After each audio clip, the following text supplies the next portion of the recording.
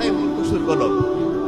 আরবি হচ্ছে দুনিয়ার ইসলামী যে লাইন, এইটা হচ্ছে দুনিয়ার সবচেয়ে শ্রেষ্ঠ লাইন। কি কারণে? আপনার মাথার মধ্যে আপনি কি জানেন যে প্রত্যেক মুহূর্তে ঢেউ চলতেছে? আমি যদি এখন মেশিন লাগাই, প্রত্যেকের মাথার মধ্যে ঢেউ সংখ্যা আমরা গুনতে পারবো। কারো প্রতি সেকেন্ডে 8টা ঢেউ, কারো 12টা, কারো 20টা, কারো 30টা, কারো 60টা, কারো 80টা, কারো 100টা। সে কেউ মনে করতেছে মাথার মধ্যে যত বেশি ঢেউ তত বোধহয় ভালো। নো, যত বেশি ঢেউ তার মনে রাখার ক্যাপাসিটি তত কম। আপনি মনে করেন এক জায়গায় একটা জিনিস রাখছেন, বেশি ঢেউ উঠলে ওইটা ভাষায় নিয়ে চলে যায় না?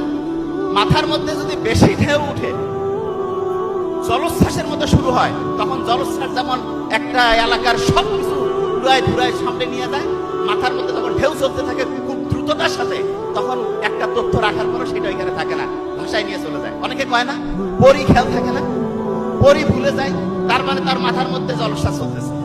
এই জলোচ্ছ্বাস যদি আমরা কন্ট্রোল করতে পারি, তাহলে মাথার মধ্যে যাই রাখবো সেইটা আল্লাহর রহমতে রিজার্ভ থাকবে।